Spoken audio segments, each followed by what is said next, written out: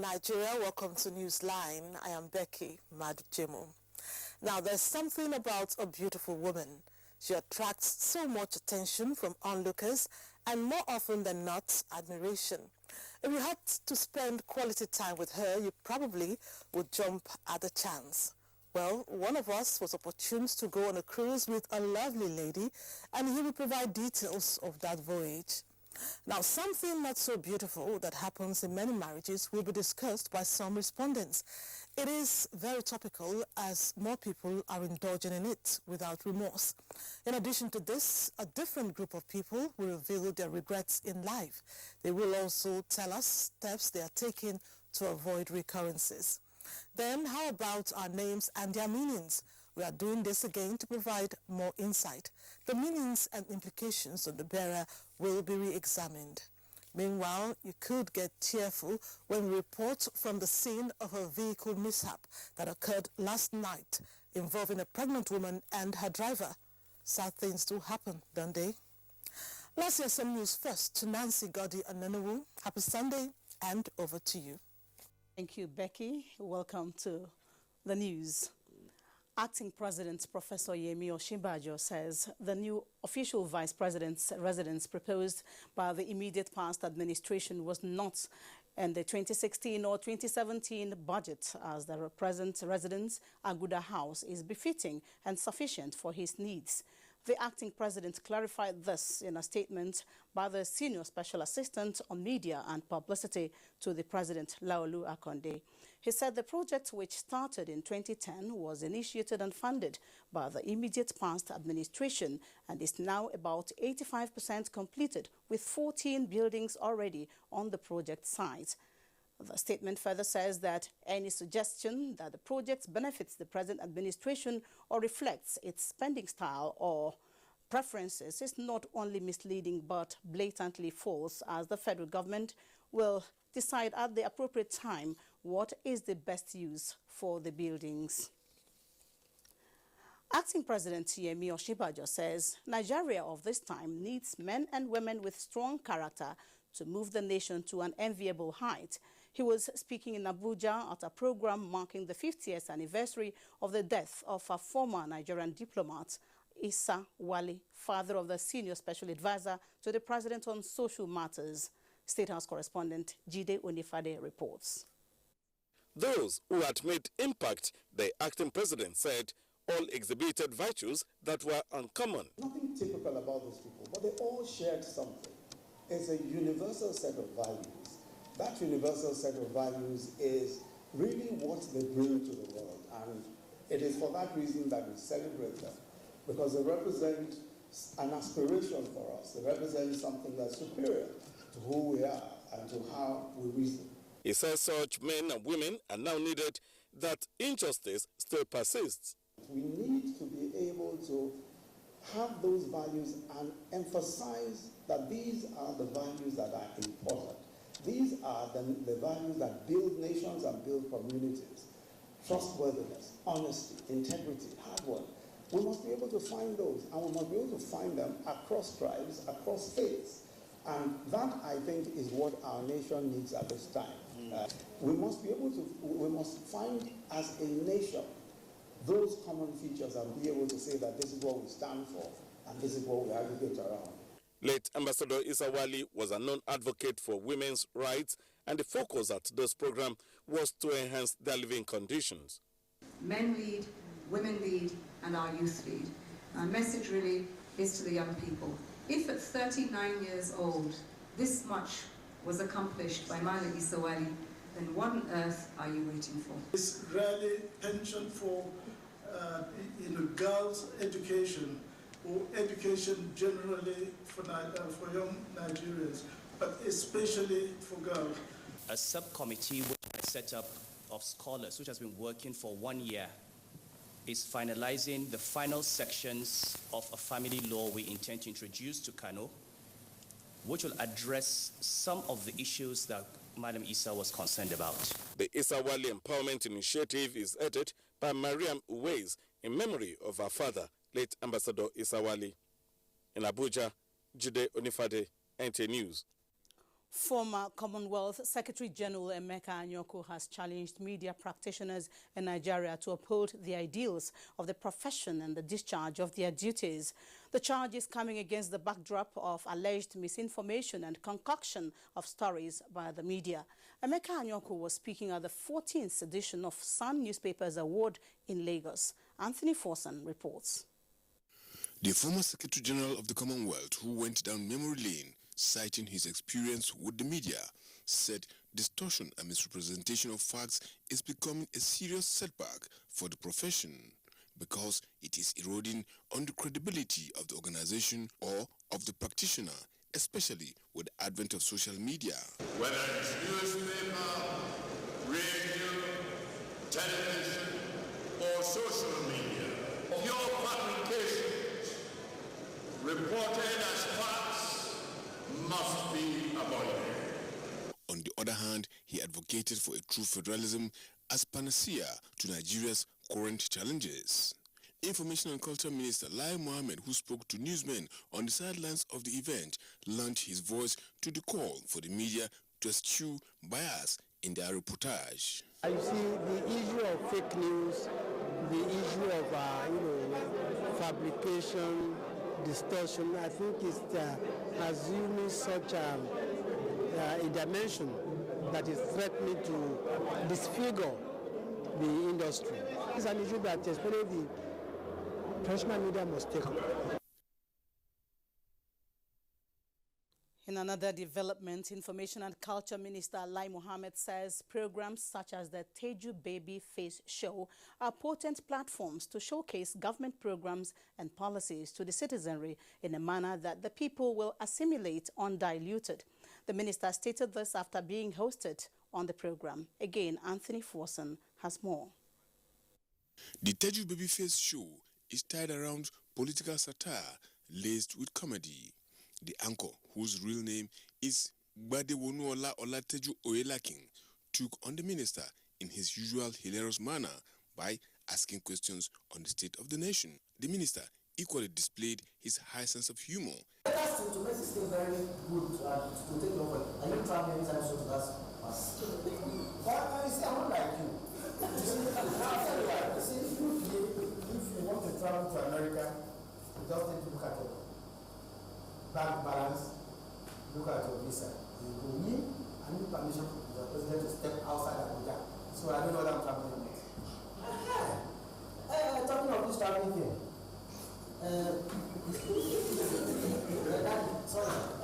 Where's the president? While in the studio, the minister did not only appreciate music, but made the point that he has dancing as a hobby.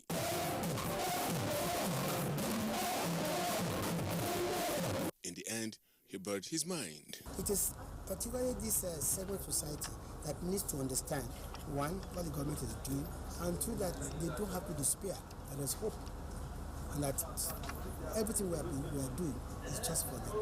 In Lagos, Anthony Forson, NTA News. The Inspector General of Police, Ibrahim Idris, has announced a shift in date of the National Security Summit on kidnapping earlier scheduled to hold between the 22nd and 23rd of February 2017. The IGP, who said the change was necessitated by the need to ensure all stakeholders take part in the summit, stated that the new date will be announced in due course. A statement by the Force Public Relations Officer, CSP Jimo Moshood, however, apologized for the inconveniences the change in date may have caused. The delivery of quality houses in line with the contract documentation for the Federal Integrated Staff Housing Program, FISH, will not be compromised. The head of the Civil Service of the Federation, Winifred Oyoita, said this during the inspection of some of the building projects. Adebola Brooksley Sunday reports. Led by the head of the Civil Service of the Federation, the FISH Implementation Committee visited most of the sites to ensure developers build to specification. For those that are completed and ready for occupation, the theme ensures the quality of the fittings meets international standard. Mrs. Oyoita said the inspection, which will continue until the delivery of the houses, is to ensure that civil servants get the best for their money. So we don't want to relax. We want to be on top of things to be sure that the civil servants will see that this government is very serious as regards housing.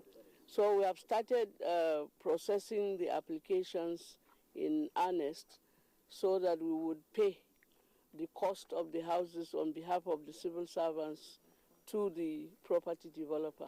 All rooms and suites right now. The developers assure the committee of a world-class building. About 2,000 inflows of fish members coming to see. As a result, we've had to meet with the architect. The inspection, they said, is to avoid any mistake that will prevent the workers from getting a house that will stand the test of time. Adebola, Brooklyn Sunday, NTA News. Wife of the President, Aisha Muhammadu Buhari, has tasked wife of state governors in Nigeria to initiate programs aimed at alleviating poverty amongst women and youths in the country so as to complement efforts of government at all levels. This was during the 6th graduation of 300 women and youths trained in various vocations by the wife of the Nasarawa State Governor, Salamatu Tanko Al-Makura. Joshua Ojito reports.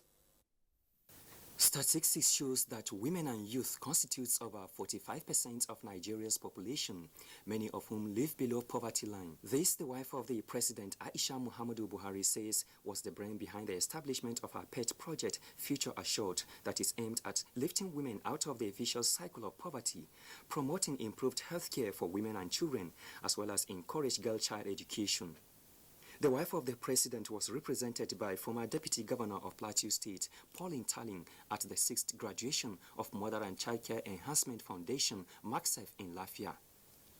I'm equally happy that you are presenting the NGO's plan of action for 2017, which I believe will appropriately capture the 3 thematic areas of poverty, health, and education. Federal and state governments on their part say various initiatives and opportunities are being provided to empower women and youths in line with inclusiveness of sustainable development goals. Empowering young girls is also in line with the guiding principle of the federal government's social investment program. We are also going to expand the scope of skill acquisition.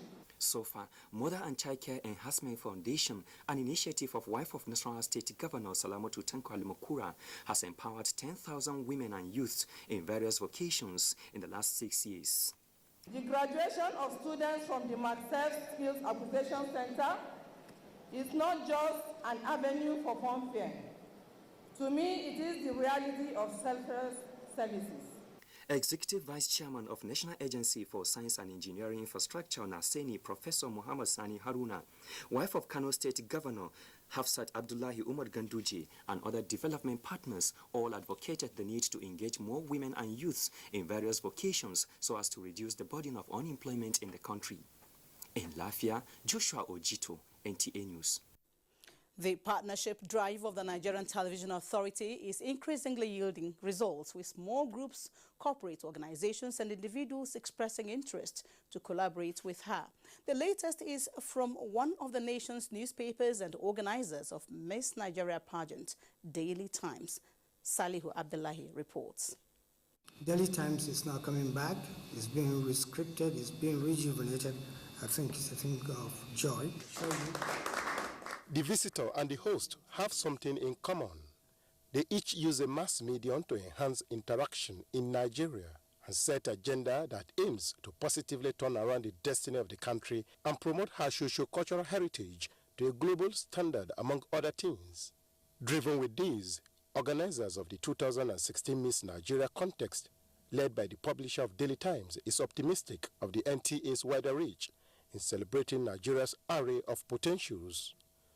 Now, you have to understand how much money that we can generate, how much employment you can generate, how much content you can generate, how much goodwill you can generate when you have a good single TV program. And I can assure you that this is one of those kind of programs because it touches everybody, just like sports, from the young person to the oldest person, because it gives them memory of when they were young also. So I think it will be very critical for us to be able to latch on the key resource that you have. You have the infrastructure, you have the manpower, you have the establishment all across. So you can imagine what will happen if we actively participate with a brand like NTA. With digitization, the Director General of NTA, Yakubu Ibn Muhammad, believes such events will be significant in content generation. Anchored on its mission statement, he noted that NTA remains committed to partnering with progressive minds. With the government and all other institutions and organizations that are struggling or are involved in the struggle to take Nigeria to the next level. And taking Nigeria to the next level, has many components. It has the economic component, the political component, the cultural, social component, and so on and so forth. The Miss Nigeria pageant, has many facets to it. It has its economic ramifications, it has its cultural ramifications, and so on and so forth. And we in NTA are willing and ready to partner with you, to take the pageant to the next level. The visit provided opportunity to present the 2016 Miss Nigeria to the management of NTA. In Abuja, Salihu Abdullahi, NTA News. Now, identifying tangible achievements recorded so far under President Muhammadu Buhari-led administration was the topic for discourse at a one-day youth interactive session organized by the Citizen Support for Good Governance. Adebola Brookslyn Sunday reports. From all parts of the country, these youths converged on Abuja because they believe their generation has the ability and responsibility to make the nation more hopeful, stable, and peaceful place for all and sundry. These young Nigerians want to be at the forefront of national change and innovation, recognizing themselves as the agents for peace and national development. Another 500,000 people will be given jobs.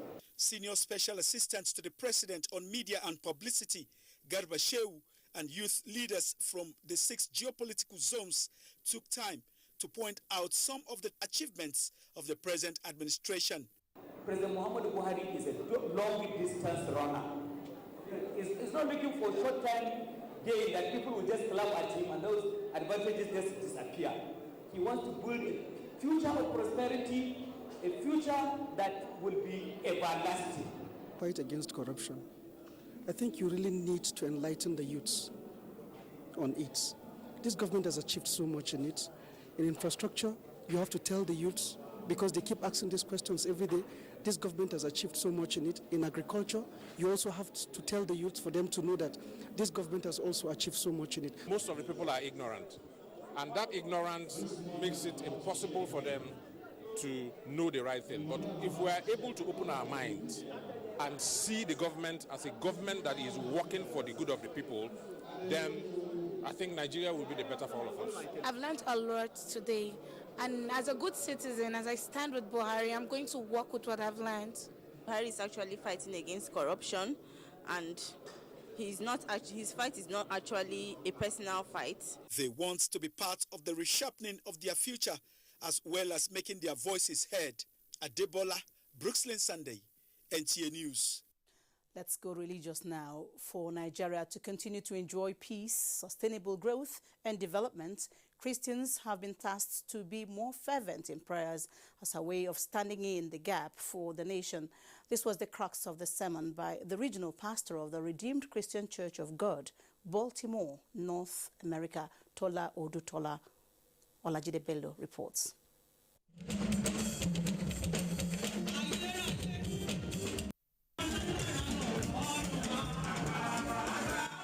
It was an atmosphere of praises and thanksgiving at the Citizens Church for God's grace, love and mercies over the years. Commending President Muhammadu Buhari for his doggedness in the fight against corruption and restoring peace to the Northeast, Pastor Tola Odutola called on Christians to brace up their faith and pray for the nation. In contributing their quota towards the growth, development and sustainable peace in the country, Pastor Odutola said, "Best you can do is to pray for his health to get better. And that's it, really. I think we are making too much noise over what should not really be an issue. We should just pray and God will take care of the rest. We talk about corruption. We don't talk about corruption if everybody lives under the fear of God.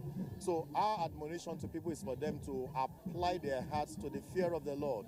Let love also play a very significant role in the way we relate with our brethren. Special prayers were also offered for the speedy recovery of President Muhammadu Buhari to come back and take up the mantle of leadership and lead Nigeria to the promised land. In Abuja, Olajide Bello, NTA News. And Nigerians have been advised to pray fervently in the appreciation to the Almighty God while supporting the various measures being put in place by the federal government to cushion the effects of present economic challenges. Professor Patu Tomi, Chief Executive Officer of Center for Values and Leadership, made the call at a special prayer session for the nation organized by the Illumination Assembly Cathedral in Lagos. Vera Chimoba reports. In line with the saying that a nation that prays together stays together, informed the prayer session for the nation by Illumination Assembly Cathedral. The prayer session was an opportunity to commit the many challenges confronting the nation into the hands of God while promoting national unity. Leadership is defined by a certain level of knowledge about the world you're trying to build. It's defined by a certain sense of service, sacrificial service towards the people. Nigerians should see government as their own. Bishop Isaac Idahosa appealed to Nigerians to be patient with Muhammadu Buhari as he meant well for the nation. I see a light at the end of the tunnel. Things will definitely have a different perspective. Leadership will change. Buhari will come back hale and healthy. Things will change. This is our country, and we must salvage it. The Apostolic Church Nigeria, at its convention in Lagos, called for the strengthening of the unity of the church and this workforce to enable it contribute positively to nation building. When we know the truth, we will be free from all the incumbents and obstacles we are having. Church leaders were also asked to continuously inculcate moral values in their followers. In Lagos, Vera Chumuba, NTA News. On to sports now. Nigeria's Rivers United today beat Real Bamako of Mali 4-0 in one of the CAF Champions League matches played this evening in Port Harcourt, while Rangers were held to a goalless draw in Enugu. And in the CAF Confederation Cup, Wiki Tourists pipped visiting RSLAF of Sierra Leone by a lone goal, while Ifanyoba were beaten 2-0 by El Masri in Egypt.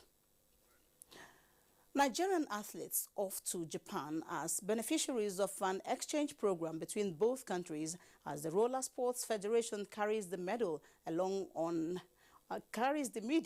along on its programs for 2017. Henry Efium has details on Sports Update.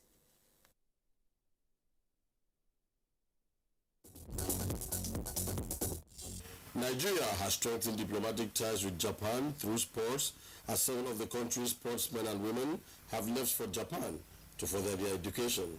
The Ministry of Youth and Sports Development says they are collaborating with their Japanese counterparts in the exchange program, which sees talented Nigerian athletes benefiting from scholarship opportunities in Japan to study and feature in sports for a period of 3 years. Giving them scholarships, not only do sports, they do sports and they go to school. They must be good ambassadors of Nigeria. They must be disciplined. They must imbibe the culture of the country where they're going to. The members of Nigeria, ambassador, senior counselor, everybody liked this project so much. Because this is so great. The 7 athletes are made up of 2 handball players, 4 basketball players, and 1 football player. The Roller Sports Federation of Nigeria has held its first annual press briefing at the National Stadium, Lagos, to intimate the media on its program of activities for the year.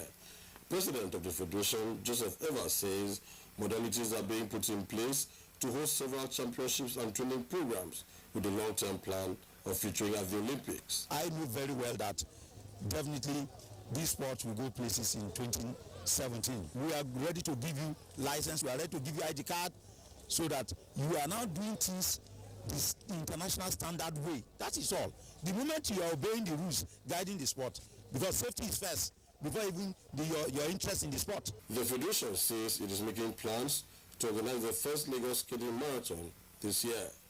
With sports updates, Henry Efiu. NTA News.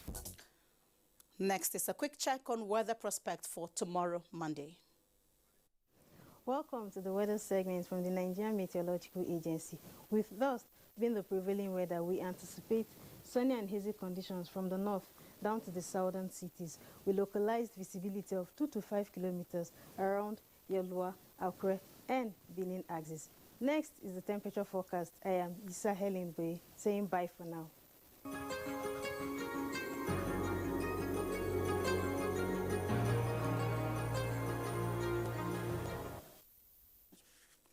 Before we go, a reminder that we can get all our stories and much more when you log on to our website, www.nta.ng.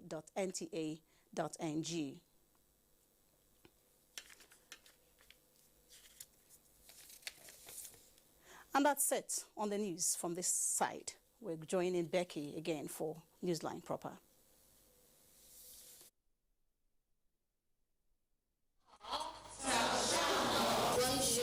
Inakwana.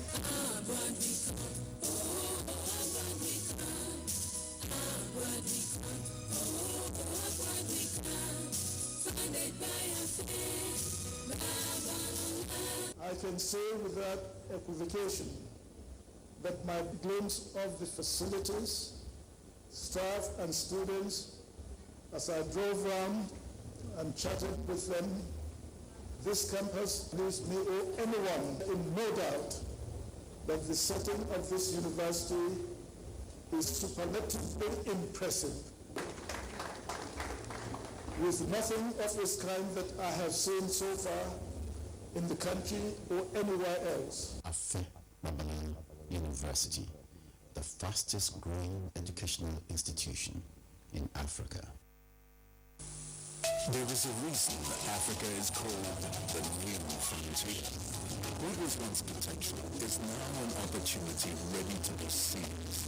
Once revered for our resources, today's wealth lies in our people. People who build decisions that shape the future.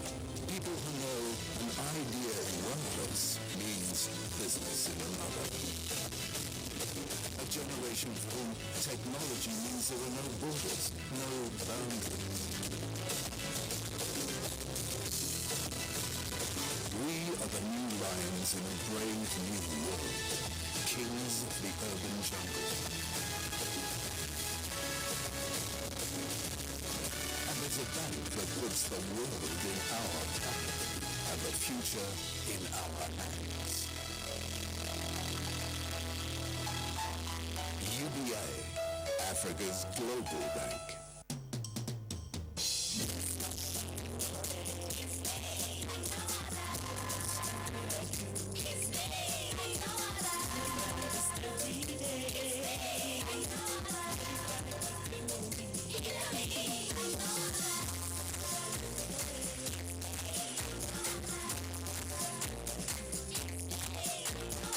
Here's to all amazing moms who identify and nurture the uniqueness in our kids. Indomie noodles, tasty nutrition, good for you.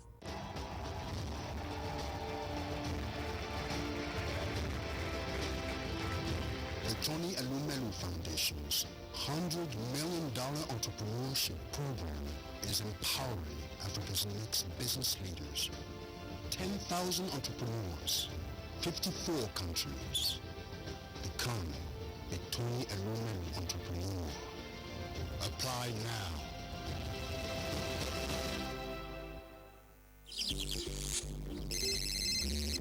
Hello. Welcome to the M6 Challenge. Using your new Kiwi M6, carry out everything on that list. Starting now.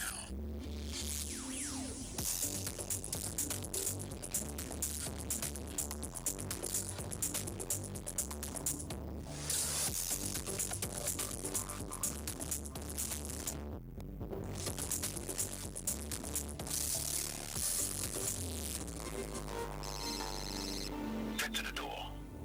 Congratulations, you have passed the test. Your M6 with a 5,000 milliamp battery to go on for 2 days on a single charge. Your M6, always in power.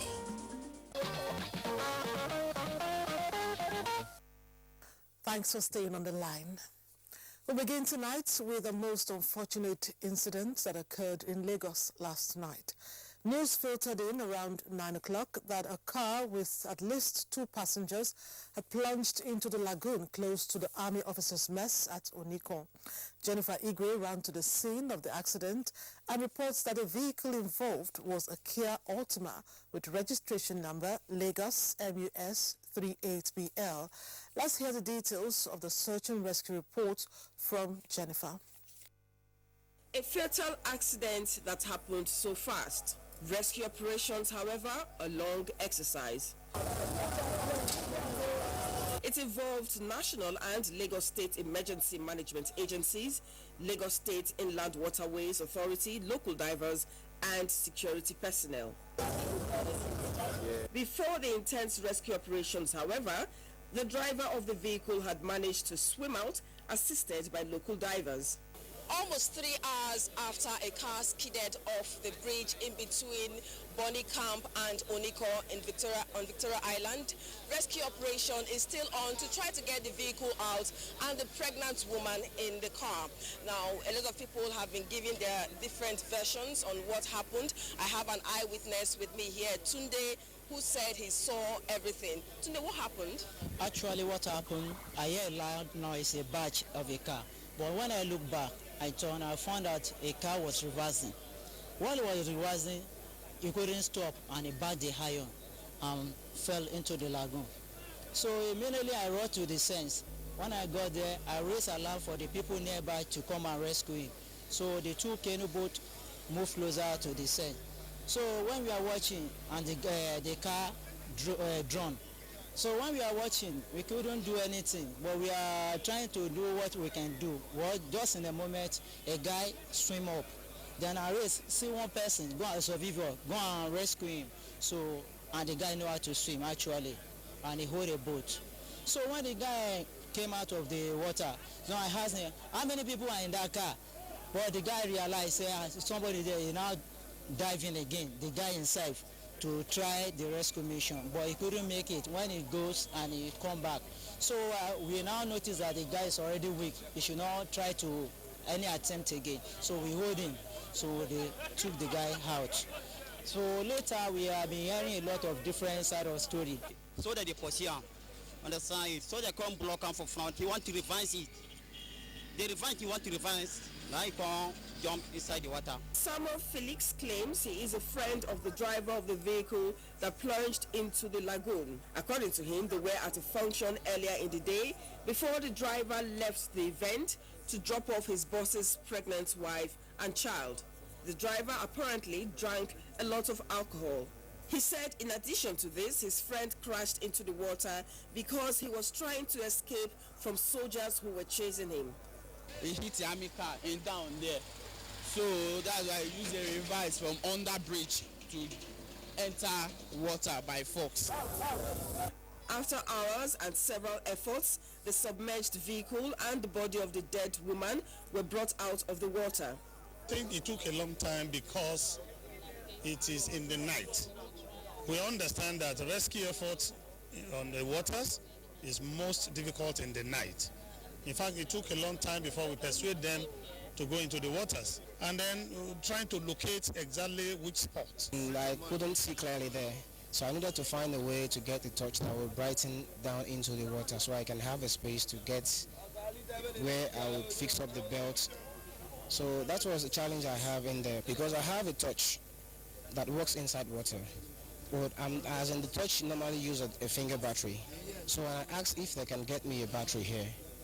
So, and there is no way, as in we couldn't get a battery to use the torchlight, so we needed to find another way around. It was a challenging task, keeping the curious crowd away. When we are walking, they should give us our space because at the scene of an incident, there's always what we call secondary accident. Our cranes are working. It could drop anything on anybody. When all those in the rescue operations had dispersed, the driver's friend, who apparently did not arrive at the scene of the exercise on time, raised a crucial observation. There is baby. There is baby. So there was a baby in the car? It's like we didn't remove any baby. There is a baby in there. The time the thing happened, the driver come out inside the water, understand? He can't explain about the matter for us that the baby with his wife, the pikin is a Oga pikin. The local divers say they will be on the lookout for the body of the baby. I saw the baby seat too. In the car, but I don't really know that there's a baby inside the car. Actually, if there's a baby in the car, the baby will be inside the water for like 3 days before it float up. That does it.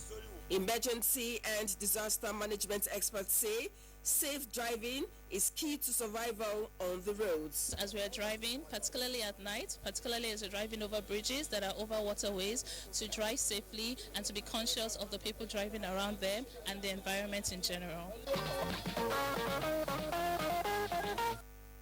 That was so sad.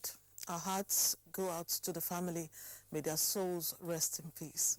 Moving on, she's beautiful with intimidating statistics, very patriotic. Her life's mission is to protect those she loves with so much passion.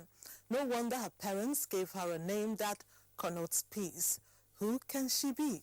Well, Abolade Salami, who spent one day with her, will unveil her identity and reveal the rest of her qualities. She is the Nigerian naval warship whose code name is NNS Unity. It is she that the Nigerian Navy dispatched to Uganda in January to assist in maintaining peace in that country when it was thought that the country would go to war.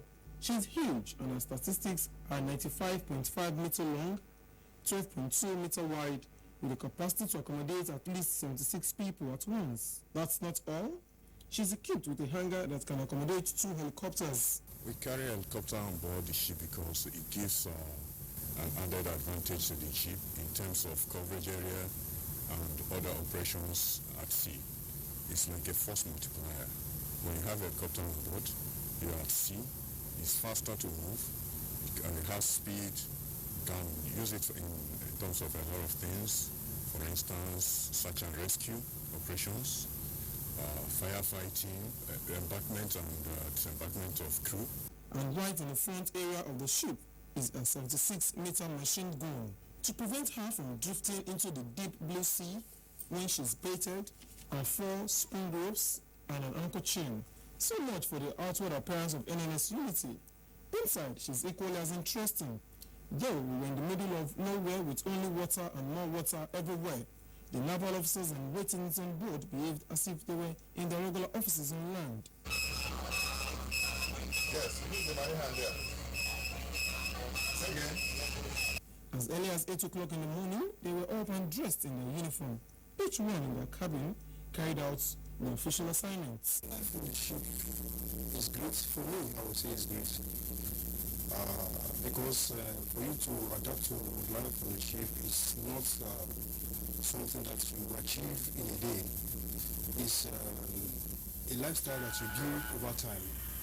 That is why we have periods that officers are sent on board, so that after a while they get used to it, to life on board. To care for the stomach when the need arose is a well-manned kitchen and a cafeteria where the officers and men are served palatable dishes.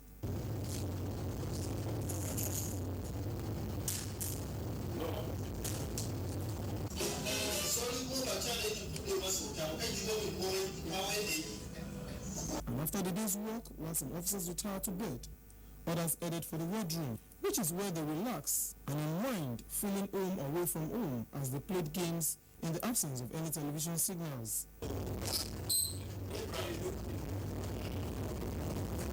And that was how I spent my day on NNS Unity, as I accompanied the naval officers and men who escorted the ship back from the Gambia through Ghana to its fatherland. Watching that, I wish I could go on a cruise with the Navy. That ship is a 5-star hotel, I tell you. Very interesting. Nigeria's shrimp has been considered as one of the best in the global market. It is also a big revenue earner for the nation. What is very interesting is that not taking action to protect sea turtles from the nets of industrial fishing trawlers once cost the nation millions, if not billions of dollars. Yes, you heard right, sea turtles protection. Jennifer Igwe, our environment-friendly reporter, I'm sure, is glad to share this conservation story with a foreign exchange peg. They are one of the most endangered species in the world today, and if care is not taken, could become library archives like the dinosaurs and many other creatures that once walked on the Earth's surface, swam in its waters, and flew through the air. It helps to control the jellyfish population, because if jellyfish is too much in the ocean, is a problem for the fish. Because jellyfish actually has spikes with which it stings the other fishes in the ocean. When the leatherback turtle feeds on the jellyfish, it's removing this danger from the fish, and thereby the fisheries is healthier. Apart from poachers who rob them of the eggs they lay, or even sell them off to people who devour them in special cuisines, one of the major threats to the existence of sea turtles is getting caught in fishing gears and drowning, or becoming delicacies of fishermen whose gears they get trapped in.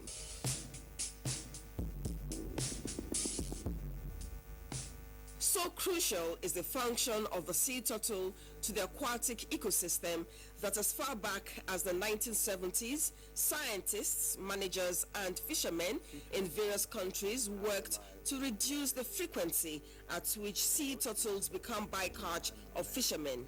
They succeeded in creating the Turtle Excluder Device, TED. No trawlers is allowed. It's a law. It's one of the conditions, before you register to shrimp, you must have the Turtle Excluder Device installed on your nets. Now, that is a grade that prevents the turtle or any big fishes that is bigger than 4 inches to go into the nets. So it has an opening that allows all of them to be able to swim out through the opening, and they go back to the environment. The absence of this device on industrial fishing trawlers from Nigeria years back led to a ban slam on shrimps exported from Nigeria to Europe and the United States.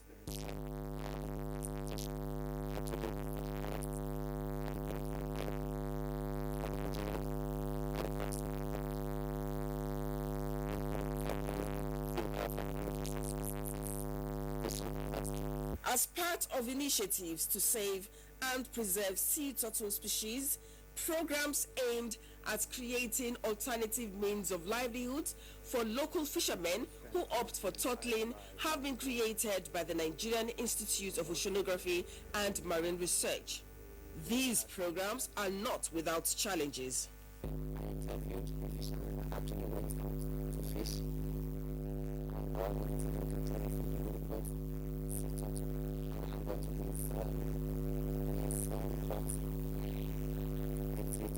So I tried getting it on the back, and I have one out of this is the reason.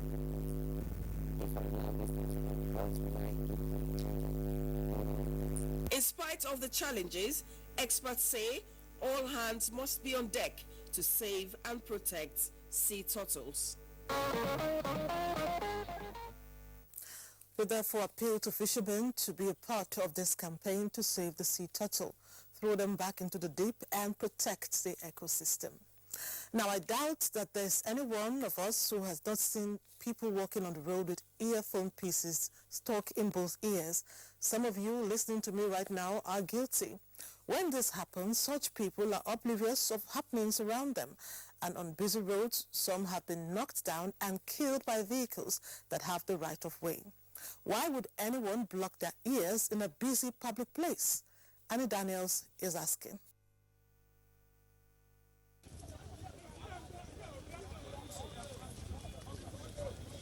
This fight is real, not stage managed. Here is what caused the altercation. Only the brute earpiece. So conductor was trying to ask her money, you understand? So when conductor was asking her money, she didn't ask her 1 or 2 times. So the way the conductor now tapped the girl, it embarrassed the girl. So that lead to fracas and order. Listen to more. I've been in a public transport traveling on the road, and the driver was using earpiece. I warned him that, are you sure you are here? You can't even hear us when we say, please slow down, because he's in another world. He's in another world. and a bus may want to pass you by and hit. You're supposed to hear the horn and give away. On one or two occasions, we almost ran into another vehicle trying to overtake him because of the earpiece. So we had to actually ask him to remove it. Though he was angry about it, but he did remove it, and from that time we had peace until we got to our destination. And I didn't get any instruction. That the guy was looking for 2 years on a year, and he was walking on the road while the car and the trailer, both of them hit him together, and the guy died inside. In order to isolate, if not totally shut out the noise from my environment, earphones come to the rescue. With technology and rampant use of mobile devices, earphones are a common sight in today's world. For the younger generation, it may be trendy to always have the electronic device tucked in their ears while taking a walk on the street or just chilling at home. I'm a musician. I just play some break now, and then I'm feeling a little bit tired. So I don't want all these noises I'm hearing right here. I just want to concentrate on myself, and then maybe today I want to get my voice. I'm enjoying myself because I'm a talking drummer. So I'm listening to some music to learn how to play the talking drum very well. The rhythm of the music may be enthralling, but are they aware of its inherent dangers? I didn't know. You can tell me. The noise will impact into the eardrum, and that will, hearing capability or ability of anybody using it. People often complain about the dangers posed by noise pollution coming from religious centers, vehicles, as well as the blaring sounds from music and film vendors. Some say these assorted cacophony of sounds can be blocked out with the use of earphones. They will be able to receive a call, the result of a crowd, at least they will be able to hear what the person was telling them on phone. What is expected is your total concentration while driving, because you can receive some news, some information that can be distracting and can get carried away in the course of discussion, and you hit the other vehicle. That means defensive driving technique, which gives you that the driver ahead of you or behind you is a potential threat, is missing. Constant distraction has led to major fatal crashes, and it's avoidable. So, but if you are caught, it's punishable. Now you know it is wrong for you to wear earphones while driving or in a public place. Worse still is that earphones are even more dangerous than external sounds because it can rupture the eardrums when shoved in too tightly. Becky, any word from your end? Annie on my case again. Well, it's a good thing we hear with both ears. It's safer to plug the earphone in one ear and leave the other for ambience. It's that easy. This report is by Jane Ojukwu. In it, she tells us that certain kinds of jobs have negative effects on the eyes that may lead to blindness. What can people who find themselves in such professions do to protect their eyes? Welders, carpenters, caterers and computer operators are among those at high risk of developing eye problems due to constant exposure to smoke, light and particles. Smokes get into my eyes sometimes. So I don't usually sit at long hours, on the laptop. In the night, if you are not use glass, in the night, I no go see, I no fit watch TV. I no fit see, like, if motor dey pass, light, if you go enter my eyes, I no go fit see again. Many people involved in this type of jobs do not take any steps to protect their eyes, let alone go for eye checkup. Since I entered this world, I never go and do that kind of one. To go and do checking up my eye, no. What are the likely ailments associated with overexposure of the eyes to such occupational hazards?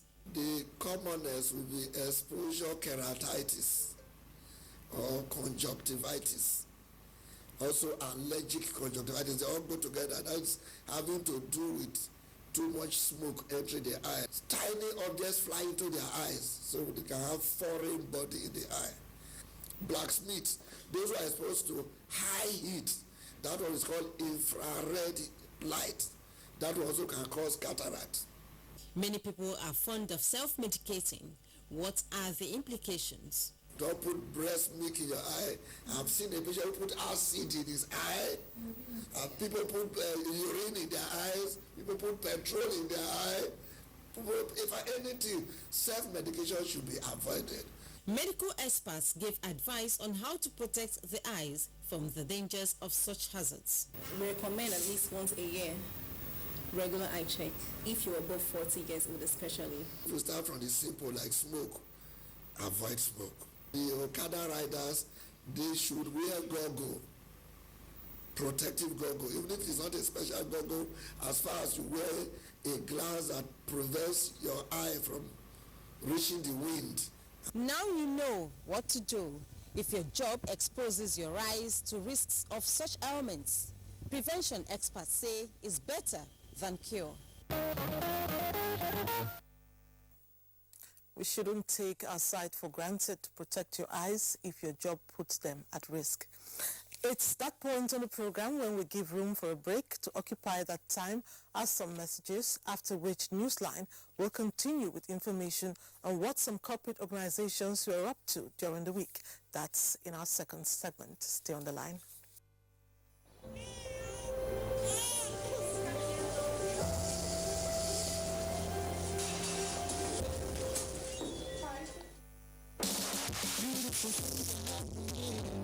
When the sun goes down and when the night is darkest, that's the time our light shines bright. It's good to take some time away to put a smile on someone's face. Smile for me, smile for you, smile because you know that happiness is sure. Let your joy be more. So everywhere you go, you can make your laughter loud. You don't have to be fair to make your presence felt. No matter where you are, we can be together in love. Together in love. Together in love. Happiness is sure. Let your joy be more. So everywhere you go, you can make your laughter loud. To make your presence felt. No matter where you are, we can be together in love. Together in love. No matter where you live, together in love. No matter where you are, together in love.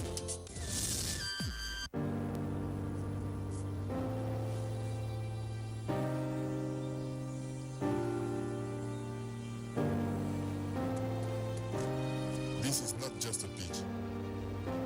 This is not just another kid. This is where I found my inspiration.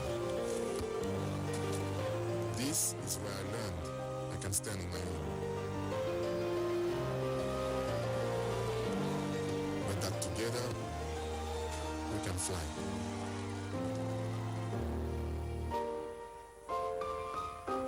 This is the school of life. This is where champions are made. Nestle, good food, good life. We are a wonderful, highly nutritious family. Smalley loves hanging out with friends. Ah, Selfie keeps you nourished.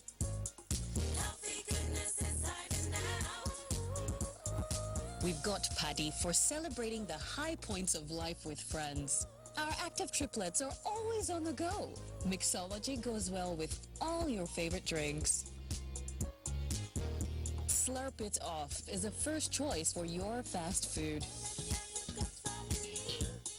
And Go-Gurt is like our Ajala, everywhere you need him to be.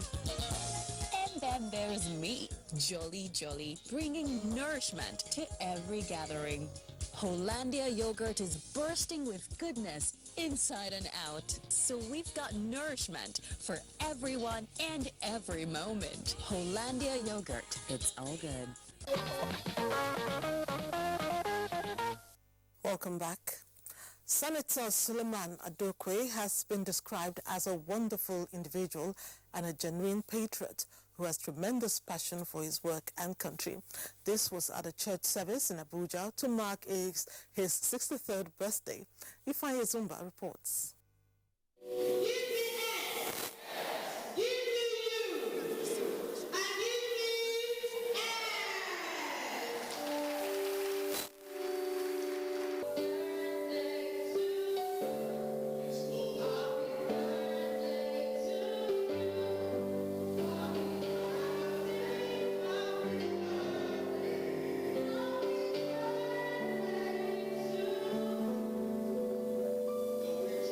Dignitaries present are DG, National Broadcasting Commission, DG, Voice of Nigeria, DG, News Agency of Nigeria, Executive Director, Finance and Administration, Nigerian Television Authority NTA, and Executive Secretary, Nigerian Press Council. The minister in charge, Evangelical Reformed Church of Christ, Vision Assembly, Reverend Joseph Iwala, taking his text from the Book of Chronicles, spoke on the importance of thanksgiving and appreciation for what God is doing in their day-to-day life. There are people who find it difficult. Whenever God bless them, instead of coming before the giving, before the presence of God and thanking, they refuse.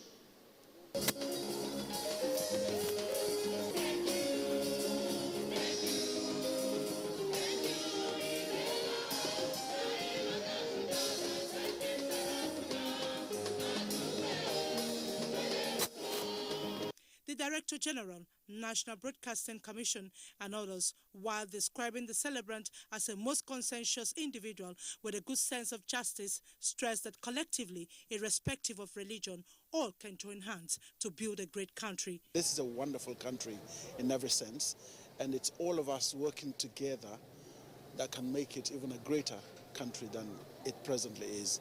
And when you come out for the celebration of the birthday of an individual, especially from a different faith background, it tells a story that we can go beyond our divides to be able to build our country together. Period of deep reflection and stock taking. 63 is not a joke. God has done much. As he has thanked the Lord for what he has done, may he do more for him and the years ahead. Very happy that he's seeing today, and we bless God for his life because he has been very healthy and we haven't had any issue with anything whatsoever. 63 is quite unique. Not too many people celebrate 63 years. Every day of your life in this wonderful country, you must remain eternally grateful to God. Every day we have various challenges that threaten to tear the country apart in many ways. But God continues to keep us as one family, regardless of our challenges. But the mercy of God and his gift to this country is much more than the things that keep us apart. Senator Adokwe, thanking God for the gift of life and all who took out time to celebrate with him, called on the country's leaders to use judiciously the resources God has placed in their hands.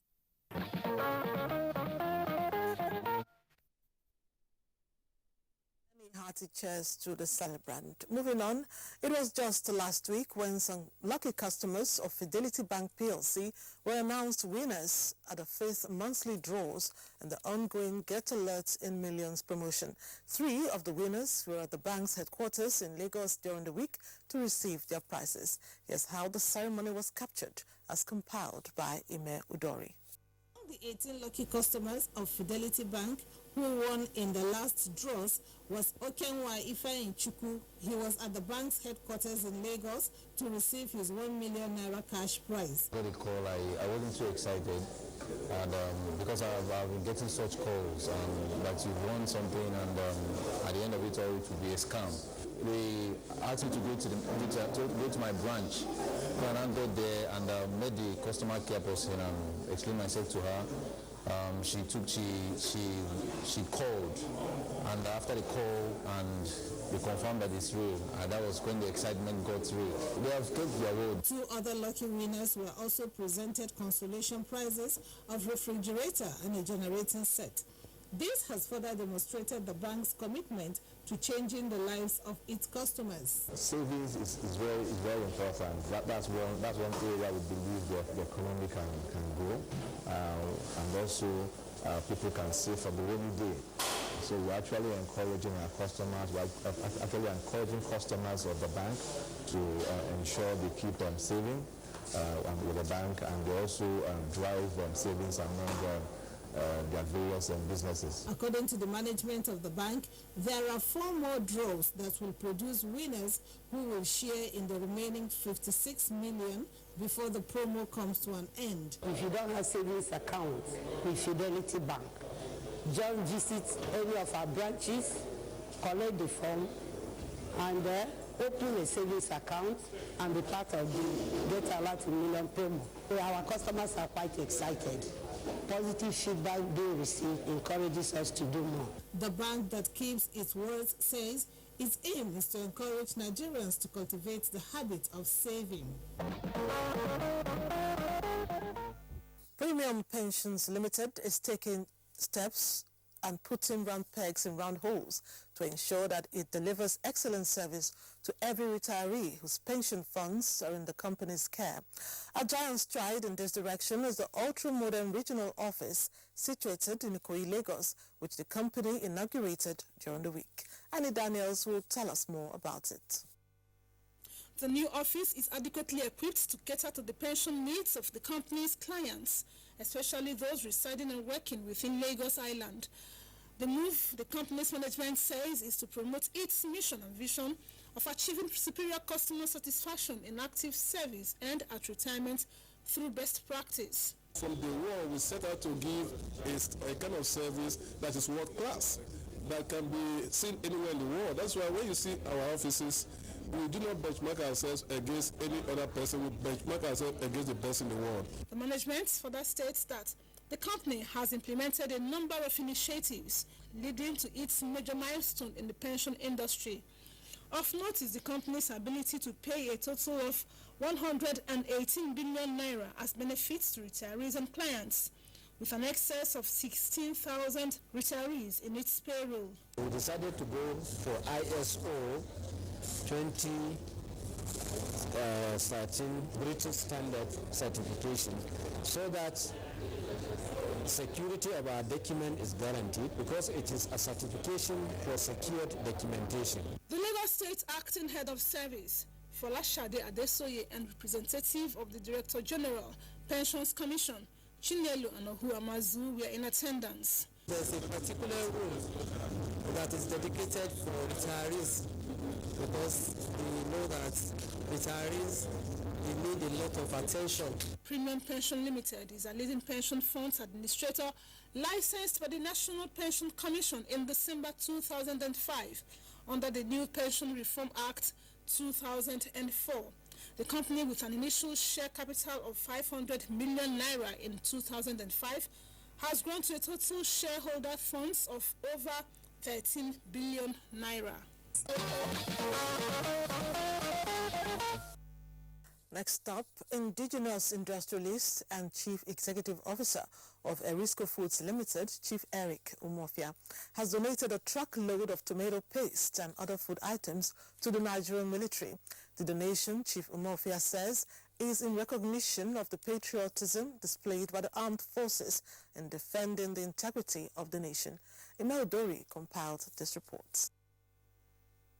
The truckload of food items was received by the Chief of Defense Staff, General Gabriel Olonishaki, who was represented by Air Commodore Olayinka Tijani of the Defense Headquarters, Abuja.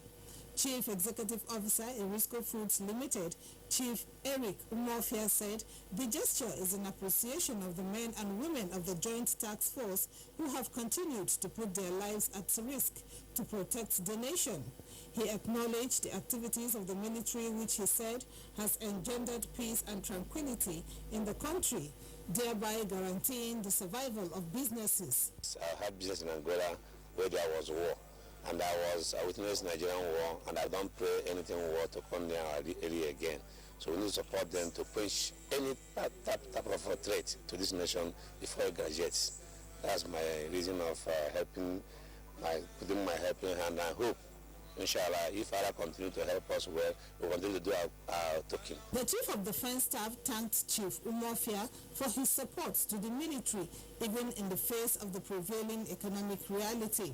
It is our conviction that this corporate social responsibility exhibited by the Erisco Food Limited will go a long way in complementing the military's welfare package that troops in the theater of operation in the Northeast. This gesture is most appreciated. The Chief of Defense Staff maintained that this support has demonstrated uncommon patriotism to the nation in general and to the Nigerian military in particular. Erisco Foods Limited also presented a 1 million naira check to the widow of late Lieutenant Colonel Abu Ali, who was killed last year in a military operation to restore peace in the northeast. Another good gesture by Erisco Foods. Kudos for the generosity. Our health focus tonight is on a condition that paralyzes the victim and may be fatal if not well managed. Stay on the line for this all-educated piece when we come back from this break. From what we have seen, we have the capacity which we can rapidly develop or feed in ourselves.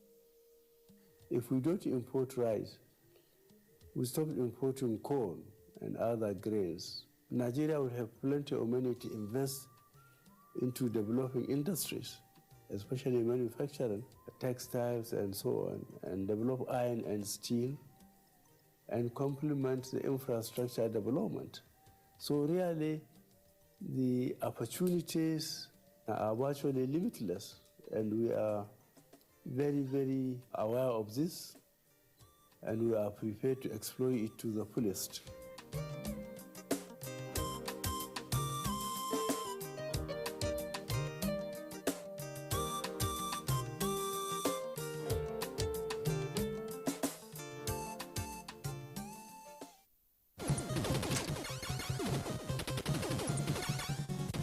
You two need to clean up this place right now.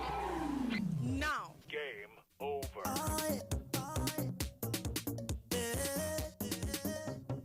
Sometimes when it gets too much, ooh, just to the trick chop. Every time that you want to, ooh, just to the trick chop. Open up, say and just to the trick chop. Creamy vanilla and yummy strawberry cream in crunchy Chick Choc Twingles. Ooh, make it just to the trick chop. Make every moment fun with Chick Choc Twingles and Chick Choc All Sports Wafers. Do the Chick Choc. Everything is fun again.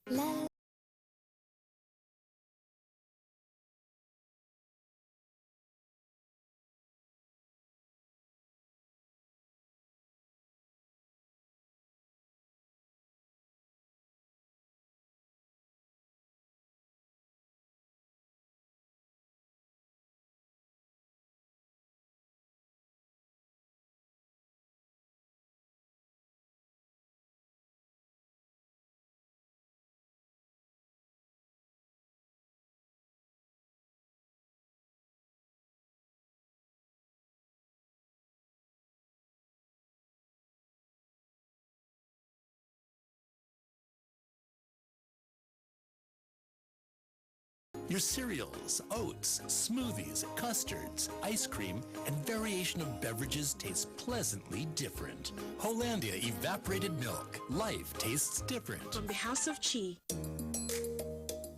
The Future Assured project and its components Get Involved, initiated by the wife of the President, Her Excellency Aisha Muhammadu Buhari, is not relenting in championing the cause of Nigerian women and children. Its provision of free medical screening, educational support, and the fight against malnutrition, especially in the Northeast, has indeed informed international recognition, partnerships, and awards. We are very grateful and appreciative for your wonderful gesture you have accorded to us.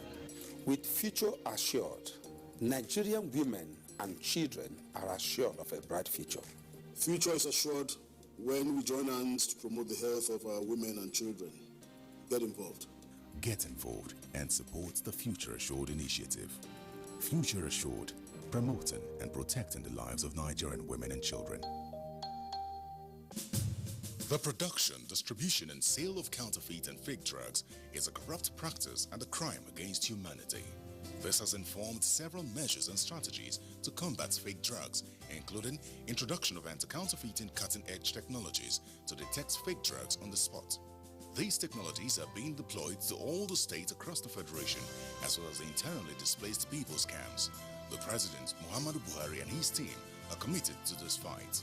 The federal government of Nigeria, in line with its anti-corruption agenda and posture, will fight a total war against fake drugs and other unwholesome regulated products in order to ensure that Nigerians remain healthy and well.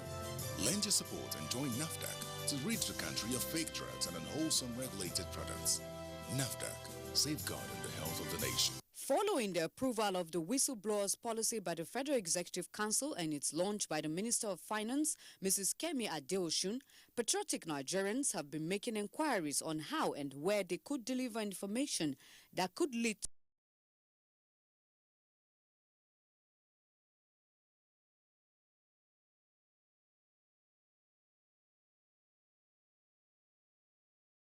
online for receiving and an email address through which members of the public who volunteer to disclose information about a possible misconduct or violation could deliver such information for the attention of the team dedicated to process such information.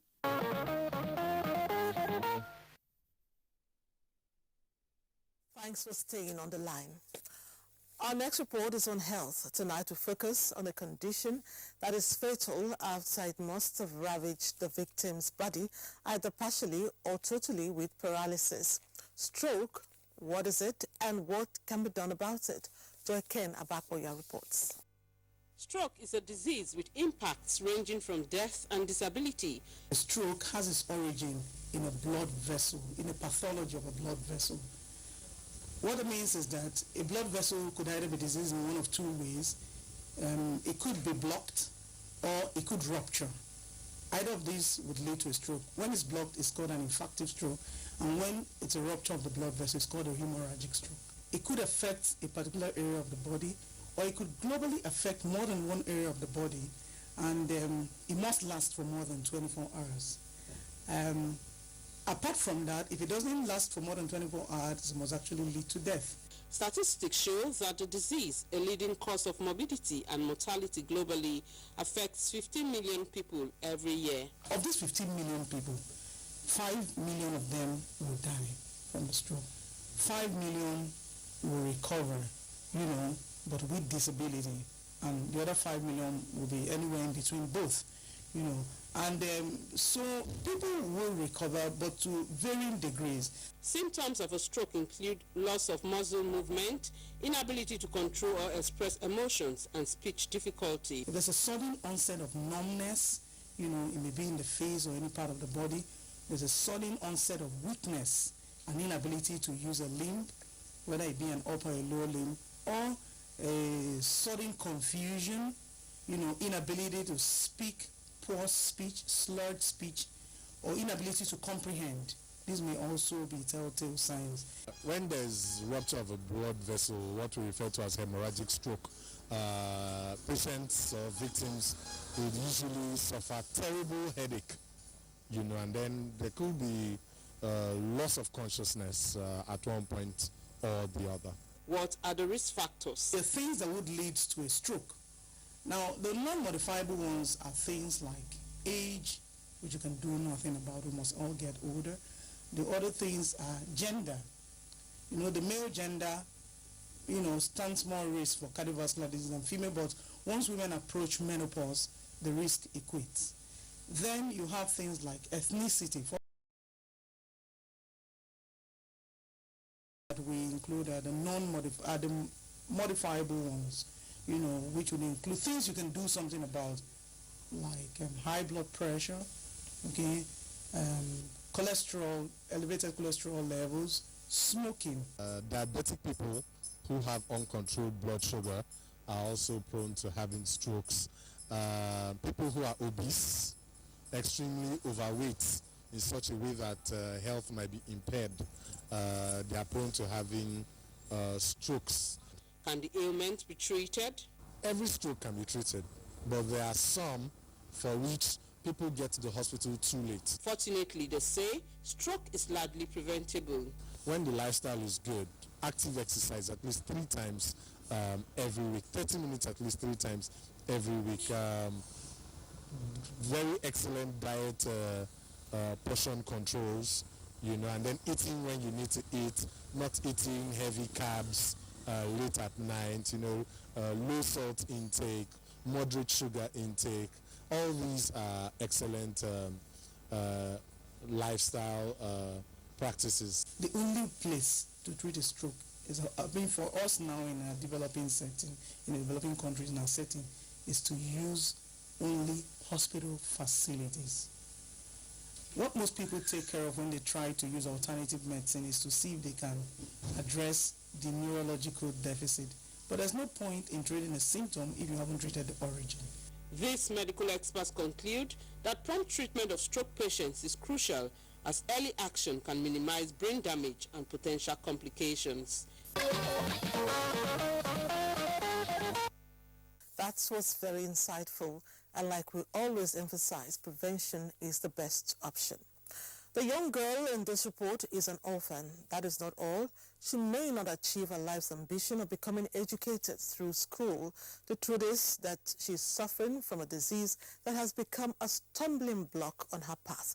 This is in Abuja, from where Miriam Emeka Amadi reports.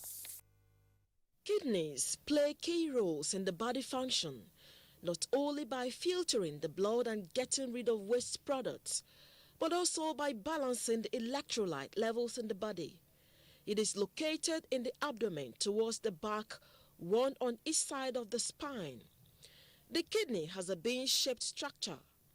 Kidney specialists admit that more Nigerians are coming down with kidney failure with alarming rate. The reason being that Nigeria has one of the highest population of people with hypertension and diabetes. We have more Nigerians coming down with diabetes from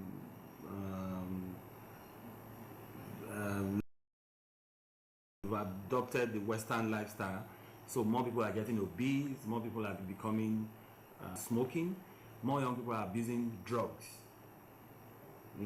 narcotics, cannabis,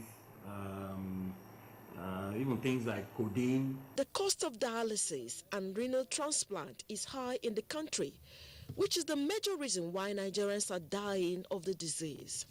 This 16-year-old girl, Victoria Friday Matthew, having been diagnosed of end-stage renal disease, the doctor says she needs kidney transplant to survive. Right now, she undergoes dialysis twice a week, as she can neither pass stool or urine normally. I want Nigerian to help me. We were 7 in numbers, but now it's left with only me and my sister. She is from Ikot Ebok, local government area in Akwa Ibom State, and fate has left her to be cared for by her only surviving sister from the family of 9. We don't have help. I can't live without my sister. No mother, no brother, no uncle, nobody to serve. Even sometimes we beg to. It is very common these days to see young people down with kidney disease. And one may ask, why at this early stage? Any way out? Lifestyle modification, like people should avoid herbal medications. They should avoid abusing of certain medications, certain drugs. Routine urine check on a yearly basis is good.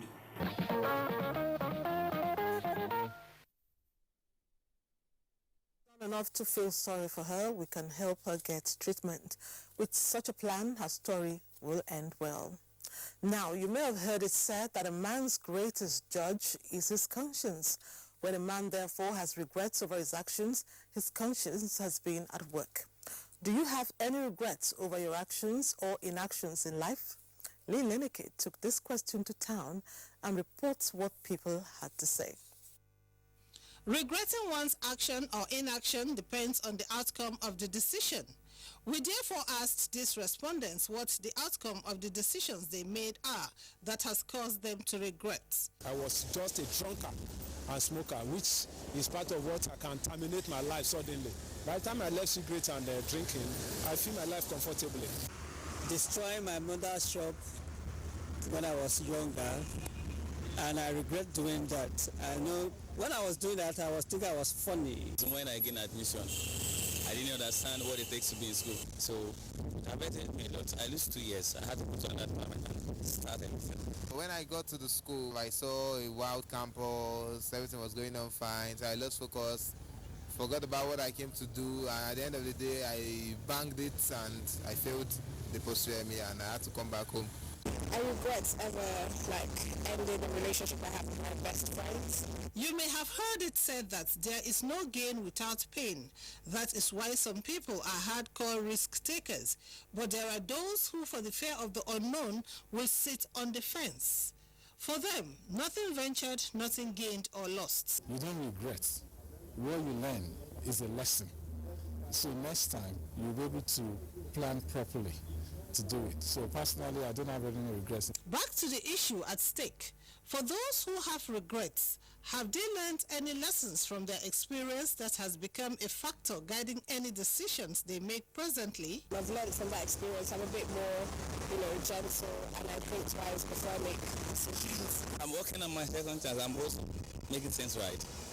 I'm making things right, and I will succeed. I'm always true. But since I grew up, I made decision very carefully, so I don't think I regretted the decision I made. Well, our take on this is that life is a journey with risk worth taking. Make the right decisions at all times, and if the results turns out to be unfavorable, move on with the knowledge that life, after all, is a risk worth taking. Indeed, regrets come with being human. Let's always move on with intent to avoid the same mistakes. All's well that ends well. We have done well tonight, and we'll take the last break. Come back to round off nicely. Stay on the line. Nigerians. Suicide bombers are not spirits. They are not ghosts. They are human beings like you and me. They live amongst us. They are your neighbors. They are your friends today, but terrorists tomorrow. So you must know your neighbor now. Security begins with you and me. Know your neighbor. Be vigilant. Be security conscious. Report suspicious persons, objects, and movements to the police and other security agencies. The security of our nation is a duty for you and me. If you see something, say something. Nigeria unite against terrorism. This message is brought to you by the Federal Ministry of Information and Culture. Welcome back. Competitive is a word that has been used to describe the character of relations between two neighboring countries, Pakistan and India. There's nowhere that this may find better physical expression than in a unique ceremony held at the Wagah border. Ahmed Ambali witnessed the event from the Pakistani side and tells us about it. On economic, political and military fronts, the rivalry between Pakistan and India is well documented, and it doesn't look like it will end soon.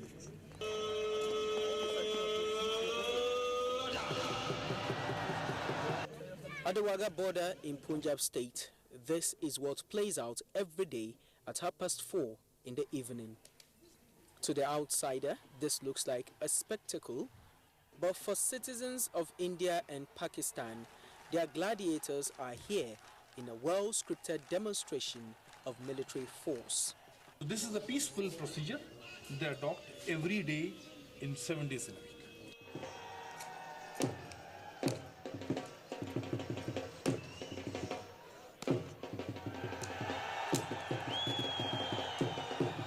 On both sides of the zero-line gate, the citizens cheer their gladiators with every move.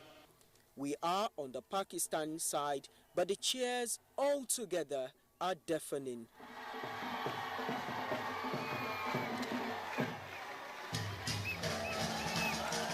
Those who have come to cheer see this flag-lowering ceremony as a reminder of the might of both countries. It's very patriotic. If we come over here, we see our soldiers fighting, who are fighting for us, for our safety, and the spirit is very awesome. I really enjoyed it. I really loved it. The ceremony, however, is not all about subduing each other. As the flags are lowered, the guardians shake hands, acknowledging that in a world of competition, a little bit of sportsmanship evens the score.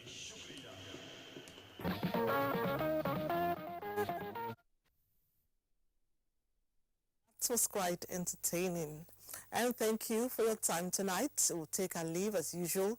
Promise to be back same time, same network, Sunday next week. It shall be a bumper. Stay on the line. For now, good night and God bless Nigeria.